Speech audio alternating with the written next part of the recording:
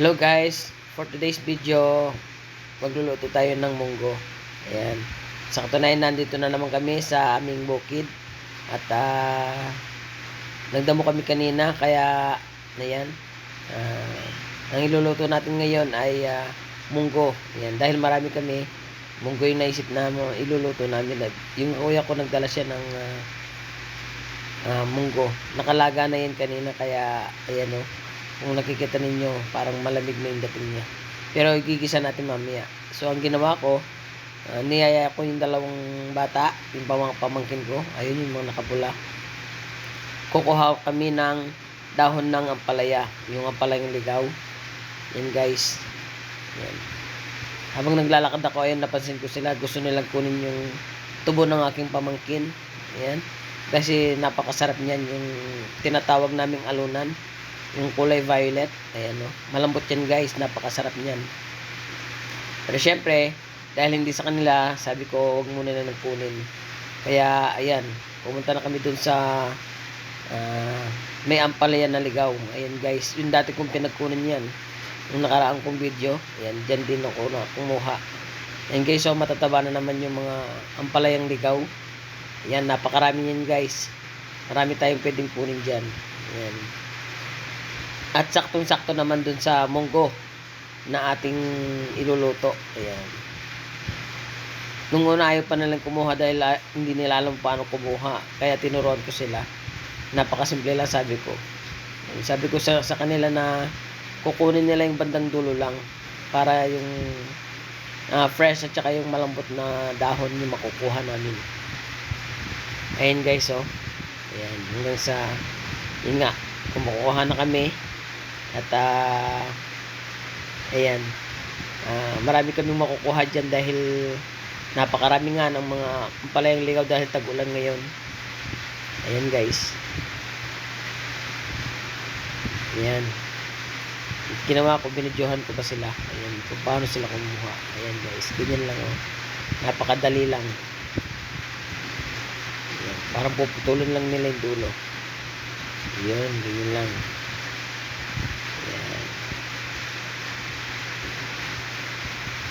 Hanggang sa makarami na kami. Yan, marami kaming nakukuha dyan. Pero syempre marami pa rin kami mga tira. Kaya pwede pa namin balikin yan sa susunod na magluluto kami. Hanggat may buhay pa na ampalayan dyan, hanggat tag-ulan pa, marami kaming makukuha at makukuha dyan talaga. Kaya guys, yan, masarap kumuha ng mga ligaw-ligaw na mga ampalaya, ganyan. Tsaka kahit ano pwedeng makain dyan. Marami tayong makakalap sa bukid. Basta nasa probinsya ka. Yan. Napakasarap mabuhay dyan. Napakasimple yung pamumuhay. Yan. Ayun guys, oh, ang dami namin nakuha. Yan. So, ayan. Nung papauwi na ako, ayan, nakita ko yung kuya ko. Ayan. Siya na pala yung naggagayat ng bawang at saka ng sibuyas. Ayan. Kasi igigisan niya na yung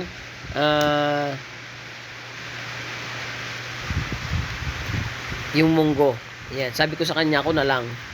Kaya kinuha ko yung kutsilyo. Tapos, ayan, ako na yung naghiwa o naggayat ng sibuyas. Ayan.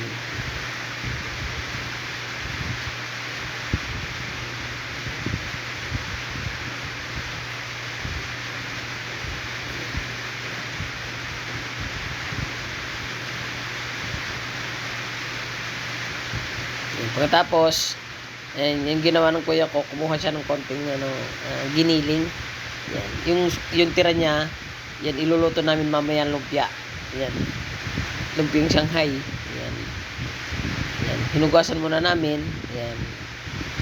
Pagkahugas, syempre, isasalang na yan. Yan. Isa ko pang kuya yan. Tapos yung isa pang kuya, ayan. Siya naman yung nagsisimay ng ampalaya. Yan. Yun guys, nagmamarites pa silang dalawa. Ayan. Tapos yun yung pamangkin ko. Parang gutom na kumuha na siya ng nilagang munggo. Ayan o. Pasimple pa siya o, papakita niya daw yung ano. Tira. Sabagay marami naman guys. Kaya okay lang. Yeah.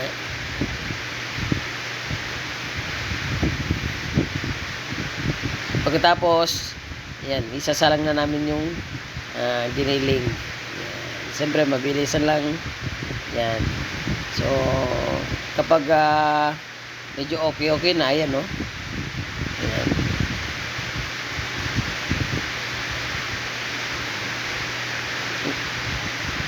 Napatuyo natin yung tubig niya.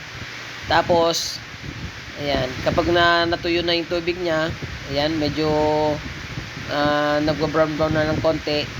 Ang gagawin natin, syempre, yung simpleng gawain lang dyan ay ang paglagay ng mantika. Yan, lalagyan natin ng mantika dyan after ng ano, yung natuyo na yung tubig niya. Ayan guys, ayun yung mantika. Lagyan na natin ng konting mantika. Ayan. So after nyan, gagawin pag nag golden brown na yan, so ayan, naiyak pa ako dahil sa sobrang usok. Ayan, binidyo ako ng pamangkin ko, tuwang-tuwa pa siya dyan, no? Ayan. Literal na napapaluha ako sa sobrang usok.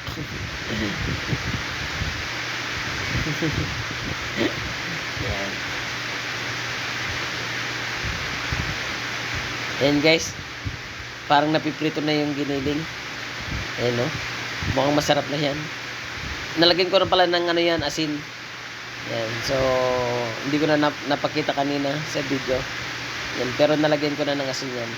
Tapos ang gagawin natin, sunod natin lalagay yung bawang. Siyempre lalagyan natin ng bawang yun at sa sibuyas. Ayan.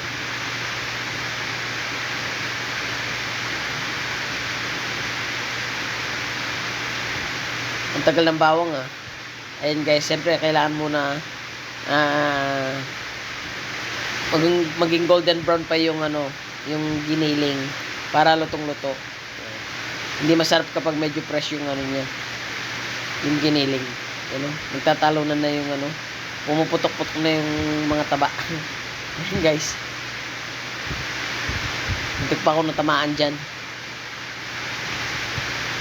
Kaya yan, ilalagay na namin yung bawang at saka yung sibuyas. Ayan, pumuputok-putok pa. Ayan, yung bawang. Ilagay na namin yung bawang. Susunod na namin din yung ano, sibuyas.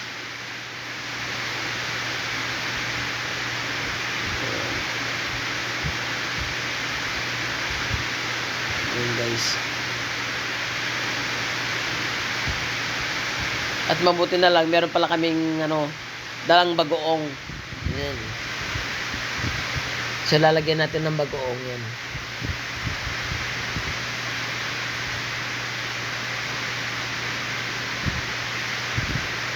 Sige. Gigisa-gisa muna natin. Yan, yung bagoong. Para mas masarap.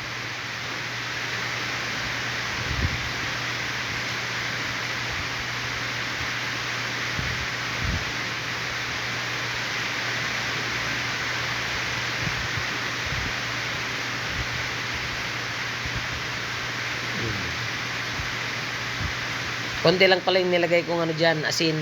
Kasi meron ng bagong na ilalagay. Kasi kung nasobrahan yung asin yan, sigurado aalat yan. Kaya kailangan sakto lang yung ilalagay natin asin.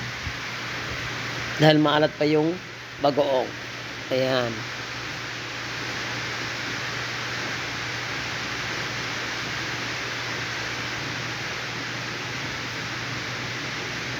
Habang ginigisa namin yung ano, yung ang tawag dyan, yung munggo, ayan, lalagyan na natin. Nagsalang na rin kami ng bigas guys, ayan, nasa malaking kaldero, ayan.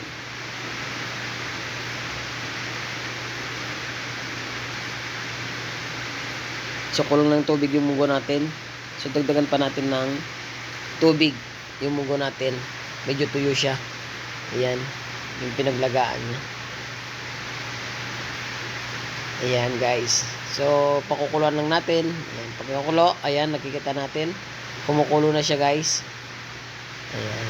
Siyempre, pag ganyan na yung dating ng munggo natin, tikman natin kung masarap ba o hindi. O kung maalat ba, o kulang ng asin. Ayan, guys, tikman natin. Ayan, sarap.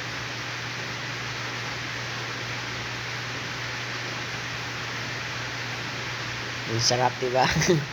Ayan, ganyan lang yung pag guys, pagluluto. Ayan. Tapos pakuluan lang natin pa ng konti. Ayan. Tinikman ko pa ng minsan. Parang nabitin ako kanina kasi masarap yung pagkaluto. Ayan. Tapos, ayan, pakulo lang ng konti. Tapos ilalagay na natin yung ampalaya. Ayan. Ayan yung ampalaya. Ilalagay na natin. Tapos yung pagpapakulo dyan, guys, ano lang, saktong-sakto lang. Pagkalagay, pakulo ng konting-konti. Ayan, yung medyo parang half cook pa yung dahon. Kailangan alisin na para hindi pumait yung dahon. Yung ulam natin. Ayan. Pakulo ng konting-konti lang. Ayan. Tapos aalisin na natin.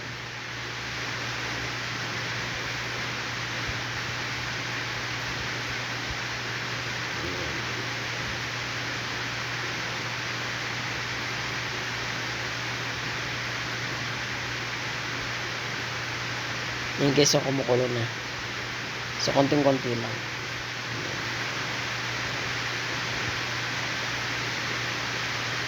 Pero after nyan, guys, ayan, meron pa tayong ilulutong isang ulam. Yan. Dahil nagdala ng isda yung kapatid ko. Ayan. Nagdala siya ng bangus. So, iluluto din namin. Kahit konti. Pandagdag dyan. Dahil marami kaming kakain dyan. Mga bata at saka yung ibang mga kapatid ko. Yan. So, pwede na yun, guys. Alisin na lang natin yan. Yan. Pwede na yan. Maluluto na yung ano. So, ayan yung isda na dinala ng kapatid ko. Nakalinis na kagad na, no? Ayan. So, may yung ano yan. Ayan, no? Dahil wala kaming luya, yung nilagay namin is dahon ng yung tanglad. Ayan. O yung lemongrass. Tapos, kamyas yung pinangasim namin. Dahil walang gaanong sampalok ngayon. Ayan. Kamyas yung ginamit ng kuya ko. Dahil meron silang puno ng kamyas. Ayan. So, pakukuluan lang natin yan. Ayan, kumukulo na. Hanggang yung tinikman ng kuya ko. Ayan. Ayan, naasiman pa siya, oh. Alright. Ayan. So, ang ginawa niya, kumuha siya ng puso ng saging. Ayan. Ayan yung paluto na rin yung kanin namin, guys, oh. Konting inin na lang. Konting in na lang yan. Lutong-luto na yan. Tapos, ayan. Habang kumukulo na yung bangus, ayan. Kumuha ng puso yung kapatid ko. At saka ng kangkong. Yan. Isang katerbang kangkong yung kinuha niya kanina. Yan. Makikita natin sa video. Ayan. Tsaka sikreto pala, guys, dun sa paglalagay ng puso ng saging sa sinigang, kahit ano pang klaseng sinigang basta may puso, mahalaga na pag nilagay mo yon, dapat yun kumukulo yung sabaw. Kasi kapag nilagay mo ng hindi kumukulo, mangingitim yung puso tsaka yung sabaw, mangingitim. Babaliktad yung kulay. Dapat puting-puti. Yun. Yung dagta niya, yun ang magpapaputi.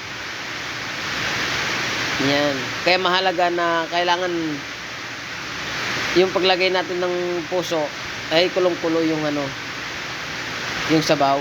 Yan. Napayak pa ako sa sobrang sobrang usok ng kahoy. Ayan. Ayun, guys, so nilagay na rin namin yung kangkong. Ayan, oh. Yan, sarap. Yan. Natimplahan na rin namin yan ng asin. Kanina, hindi na lang namin napakita. Yan guys. Konting-konting kulo na lang yan. Pwede na, kainan na. Siyempre, titikman din natin yan. Oh, sarap, diba? Yan guys. Yan. Luto na. Siyempre, kainan na. Alright. Ayan. Bago tayo kumain guys, siyempre, kailangan natin mag-pray. Pero hindi na namin pinakita dyan.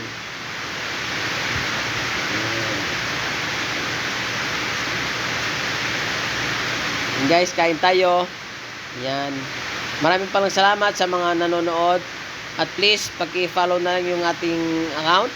At paki-like and share na lang din po para makagawa pa tayo ng ibang mga video tulad niyan guys. Yan. Sa ulitin guys, maraming salamat pala sa panonood ng ating video. Yan. Please, pa-like na lang, share. Yan. Para mas maraming mga tao makapanood sa video natin guys. Yan. Thank you for watching. Kain tayo.